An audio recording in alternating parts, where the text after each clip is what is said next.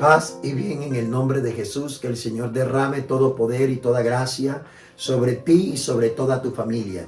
Hoy jueves sacerdotal elevamos una oración especial por la iglesia, el romano pontífice, el Papa Francisco, por todos los obispos del mundo, por todos los presbiterios elevamos una oración de fe, para que el Señor siga suscitando hombres que se entreguen al servicio del Señor y también mujeres que se decidan a una vida consagrada, de entregar su vida al Dios que les ama.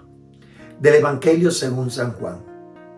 Cuando Jesús acabó de lavar los pies a sus discípulos, les dijo: os aseguro que el criado no es más que su amo, ni el enviado es más que el que lo envía. Puesto que sabéis esto, dichosos vosotros si lo ponéis en práctica.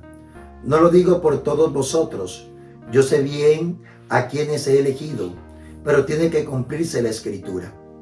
El que compartía mi pan me ha traicionado. Os lo digo ahora, antes de que suceda, para que cuando suceda creáis que yo soy. Os lo aseguro, el que recibe a mi enviado, me recibe a mí, y al que me recibe a mí, recibe al que me ha enviado. Palabra del Señor. Gloria a ti, Señor Jesús. Qué hermosa palabra hoy nos muestra el Señor a través del evangelista San Juan, donde en esta cincuentena pascual nos pone en el plano propiamente del resucitado. Hablar de resurrección no es hablar de una anarquía. Hablar de resurrección no es hablar de un autoritarismo. Hablar de resurrección es hablar del Maestro que ha resucitado, pero se pone en la condición humana, se pone en la realidad humana, se pone en el acontecer diario.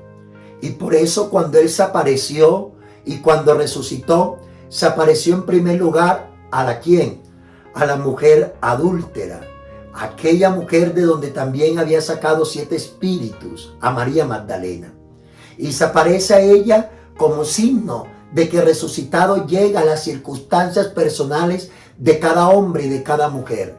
También se apareció y acompañó a los discípulos de Emaús, un camino lleno de realidades de cansancio, de fatiga, de decepción y de soledad. El Señor se aparece allí para iluminar el camino del hombre. Asume la historia del hombre que Él asumió desde el momento de la encarnación, pero en la resurrección se plenifica ese asumir para acompañar de manera cercana y precisa también al mismo hombre.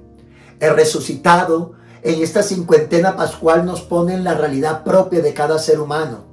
Y por eso también la palabra nos muestra hoy de manera específica cómo Él lava los pies a los discípulos, que es un acontecimiento antes de la Pascua, pero que mirada en el acontecimiento pospascual, el lavatorio de los pies tiene un significado propio de servicio, porque resucitado ha vencido la muerte, pero ha vencido la muerte para ponerse en servicio del otro, para salir al encuentro de quien lo necesita, para ir en búsqueda de la oveja perdida, para ir en búsqueda de aquel que ha perdido sentido, horizonte, dinámica de la vida, de aquel que ha perdido los elementos propios para avanzar y progresar en el proyecto amoroso de Dios.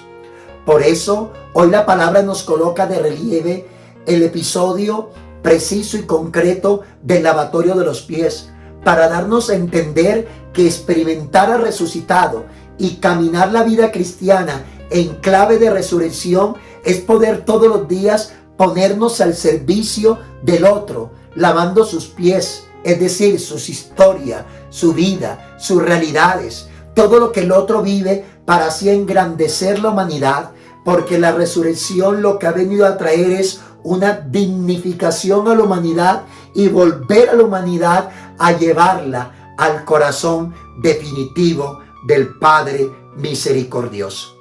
Qué maravilloso este pasaje bíblico que nos regala hoy el evangelista San Juan en clave de Pascua o de esta cincuentena pascual. Nos dice también de manera clara, el Señor nos ratifica en esto: el que recibe a mi enviado, me recibe a mí, para darnos a entender que la resurrección es una aceptación del proyecto de Dios en el corazón del hombre. Si el corazón del hombre se resiste a todas las dádivas, a toda la bendición, a toda la gracia que tiene la resurrección para nosotros, entonces caminaremos siempre anquisolados.